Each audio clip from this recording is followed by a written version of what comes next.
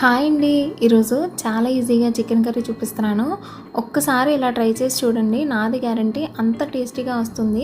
Beginners కూడా చాలా ఈజీగా చేసేయచ్చు. ముందుగా ఒక ప్యాన్లో 3 టేబుల్ స్పూన్స్ నూనె, కరివేపాకు, 4 మీడియం సైజ్ ఉల్లిపాయలు, ఒక టొమాటో పెద్దది, 2 పొడవుగా చీల్చిన పచ్చిమిరపకాయలు కూడా వేసి మొత్తం అంతా బాగా కలుపుకొని మూత పెట్టి గోల్డెన్ కలర్ వచ్చేదాకా బాగా మగ్గించాలి.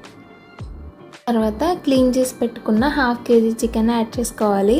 ఎలాంటి నాన్ వెజ్ వంట అయినా సరే పసుపు ముందుగా యాడ్ చేస్తే నీచు వాసన అనేది రాదండి. మీరు కూడా ట్రై చేయండి. పసుపు వేసిన తర్వాత అల్లం వెల్లుల్లి పేస్ట్ కూడా వేసి బాగా కలిపి మూత పెట్టి ఒక 5 మినిట్స్ వదిలేయండి. చికెన్ నుంచి వాటర్ లాగా వస్తుంది. అప్పుడు మనకి 2 టీ స్పూన్స్ కారం వేసి బాగా కలుపుకోవాలి.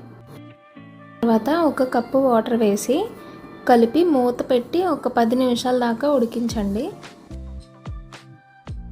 ఇప్పుడు ఒక teaspoon garam masala, salt మీ టేస్ట్కి తగ్గట్టు వేసుకోండి. నేను గరం మసాలా ఇంట్లో చేసింది యూజ్ చేశాను. మీకు ఏది అవైలబుల్గా ఉంటే అది వేసుకోండి. లేకుంటే బయట దొరికే ఏదైనా చికెన్ కర్రీ మసాలా అయినా కూడా యూజ్ చేయొచ్చు. ఒక 10 to 15 మినిట్స్ ఆయిల్ అంతా పైకి తేలేదాకా మనం కర్రీని వదిలేస్తే మన చికెన్ కర్రీ అయితే రెడీ అయిపోయినట్టేనండి. కొత్తిమీరతో గార్నిష్ చేసుకొని వేడివేడి అన్నంలో లేదంటే చపాతీ, పుల్కా ఎలా అయినా తినచ్చు. చాలా టేస్టీగా ఉంటుంది. తప్పకుండా ట్రై చేసి ఎలా వచ్చిందో కామెంట్ చేయడం మాత్రం అస్సలు మర్చిపోవద్దు.